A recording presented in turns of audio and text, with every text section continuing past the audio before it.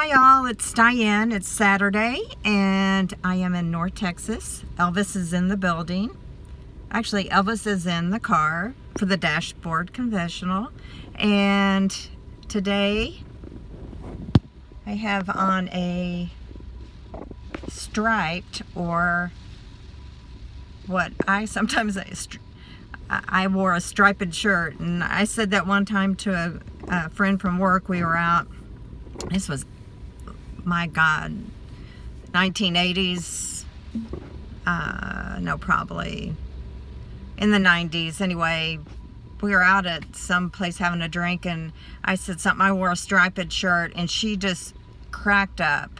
She was from Chicago. She got on the phone and called her mom and said, "Oh my God, you would not believe what Diane just said." And I think her brother would say it that way, and I'm sure it's correct, would be striped, but you know, with me, roughly right's pretty good. Anyway, straight out of bed, threw on a little bit of makeup, rushed up to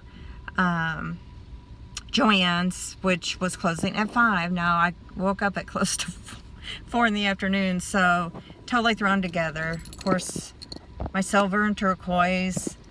I've got this little striped dress on, some black capris, and my floral Converse.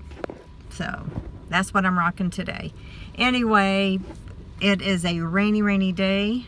Not pouring, so you can just make a dash for it and not get too wet. And actually, a little rain pour may help this hair. And I've got this one area right here that wants to be the Great Gatsby or something. Give me a little flapper hairdo. I was looking through some old pictures, and you know, I think I mentioned it, that I have pictures of my granny, and you know, in the time of the flappers, and she got her hair cut short, and she had the little cloche hat. I'm not quite sure what the name of it is, you know, the really tight kind of flapper hat. And for a country girl from Brownsville, Texas, the very southern part of Texas, farm girl, she was living high on the hog. And the only thing I can guess is that's when she had probably gone off to college. She was dating what came to be my grandfather, who was 25 years older than her. He sent her to UT to get a education, and he was a renowned, or turned out to be a renowned civil engineer in the who's who of the U.S., and had involvement in many of the landmarks around Texas as a civil engineer, and helped with the SMU campus and downtown Dallas. And you know, I would have liked to known him. He had passed away before I was ever born, which is sad. I didn't know my paternal grandfather either. He had passed on, you know, if he was alive when I was born, it was when I was too tiny, and I don't recall, but I think they had both passed. So never had a grandfather whatsoever. But anyway, just made a dash to Joann's. I've been in a quilting kind of resurgent creativity mode, and they put out a magazine, Better Homes and Gardens does, on different quilt shops across America. So I thought, hey, that will probably be something fun to read, since you know, I'm spending so much time at home. Here at Walmart, mainly because last night when Lucy and I, you know, finally hit the sack, you know, I have major fans going in the bedroom. For one, I get hot. You know, I'm a woman of a certain age, but also I like the noise, and it sounds like a freaking landing strip with air turbines going. But anyway, this one was sounded funny, and luckily I didn't fall asleep right away. I started to smell something. Sorry, I keep on looking at my hair. It looks so crazy. I started smelling this odd smell, and the motor, I guess, was burning. It was electrical. Could have turned out to be electrical fire, and I could have, Lucy Lou and I could have been goners. So unplugged it, put it someplace where it wasn't close to anything else, stayed up till the motor cooled down, because, you know, you can't throw water on it, right? Couldn't take it out to the apartment trash because it was raining. So here to look for a fan, a high velocity fan, or maybe a small little portable air conditioner or something. There's a little room in I did some videotaping in it, where I have my ballet bar, and it actually has some room for me to do yoga, and I have a TV that plays DVDs in there, but it gets so blasted hot. High ceilings, it's just really hard to cool off that part of the house. And you know, we're coming into summer, which will be very, very hot. And then you have to add in, you know, Texas, it's the heat index that's adding in the humidity factor on how actually it feels. As far as the heat, it may be 100, but the heat index may be 115. And it's not like Arizona. It's only the tough survive, I swear. Anyway, so looking for some kind of portable magical fan that will help cool things down, because Lucy runs hot, I run hot, so these two hot chicks need some cooling down in the house. So fingers crossed on that. There was something else that ran across my mind about things that had changed. Oh, I know what it is. You know, we're like 2 months into the stay-at-home orders. You know, businesses are being terribly impacted. I'm seeing people, you know, who have lived in these apartments just gone. And the only thing I can think of is they can't afford the rent. And it's really, really sad. Seeing businesses liquidating. This truly is going to, you know, change the landscape of America and of the world. So, hoping it turns, you know, I'm hoping these individuals have someplace to go. I worry about people. I think I've said I think I'm an empath because I feel so much emotionally inside my body, you know, even when it's not even me. And that's why I have to limit watching the news and only want to watch happy movies.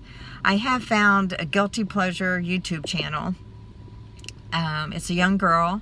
She was a model, moved to Japan. I think she was in that kind of Japanese doll looking anime type of genre, and really lovely, very fun, spunky personality. I think it's Taylor R is what her channel name is, and I just started watching her, and she's just, you know, she is like, I think she just turned 31, trying to get kind of a take on what, you know, her vlog was about, or her YouTube channel, and it's kind of morphed. And she has, in the last year and a half, she's gotten married to a gentleman from Hong Kong, where they're living now. She's from Canada. And so going back and looking at their love story, and it's really cool. They eloped, but they attended a wedding. I guess they were both, you know, bridesmaids and grooms in this wedding held in Hong Kong. And my gosh, I can't remember that book movie about, it had something to do with Asian weddings, and, you know, played a big part of it. You know, they're wealthy in Hong Kong. This was one of those weddings. I mean, flowers galore. This was top shelf. If those that are too young probably don't even know what that means. It means like the top shelf of the liquor, the high dollar liquor. I think that's where it came from. Anyway, Taylor ended up, the gentleman that she fell in love with is I guess a very wealthy man and self-made man from the bottom. You know, owns several companies, and of course she's a mover and a shaker, and in her own right on YouTube, and starting a business. And just, it's, you know, when you don't have love in your life, it's sometimes interesting to watch a happy story on YouTube. Anyway, her husband Tom, and for the longest time he wouldn't show himself on YouTube, and he would stick his elbow into the video and answer questions, you know, the Q&As from Instagram and such. And they started calling him Elbow San, and he's got a Instagram page, and he's hilarious. Anyway, it was so funny, and of course I had to go like his page, and he mentioned some movie that I had never seen and some soundtrack, and it was called Once, and it's not like Once Upon a Time, The Fables. It's about a love story. Hopefully it ends happy. I think it came out in 2007. Found it on Prime. Can buy it for $10. Soundtrack he highly recommends. Anyway, I'm guessing it's a happy love story, so Lucy and I are going to be watching that real soon. And what else of note has happened? Not much. There is something I made the last couple days, and I'm trying to think of the name of the sauce. It's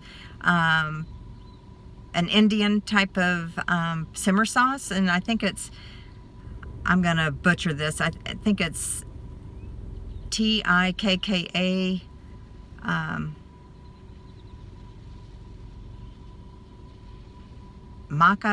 tikka maca sal or something. I am totally butchering that. Anyway, you just, you know, I put some little chicken strips, you know, fat cut off, no skin, you know, brown them, cook them in a skillet, then just add the simmer sauce. And then I added some frozen peas, and then made rice. And you know how they say read the directions? It's true. I've always made normal rice that where, you know, you put in 2 cups of water, 2 tablespoons of butter, bring it to a boil, put in a cup of rice, and cover it at a very low simmer for 20 minutes, and it comes out perfectly. Well, I've been buying jasmine rice, and there's another type of rice. It's not balsamic, but I think you'll know what I'm talking about. And it was coming out overcooked. I'm like, this is really not good. And I thought, I opened a new little thing of jasmine rice, and I thought, I'm going to check this out. And lo and behold, it only took 1.5 cups of water. It didn't cook nearly as long as I was cooking. And it pays, like your mama told you or your daddy told you, to read the directions. So when all else fails, after you've had many fails at the rice,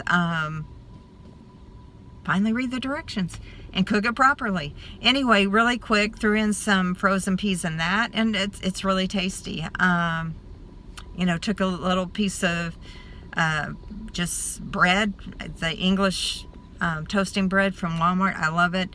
Put some spray pan in a little non-stick skillet, brown it on both sides, put a little diet butter on it, a little smear of jam, and it just adds another nuance to your dinner, a sweet to the savory. Anyway, I think I'm at the end of the line with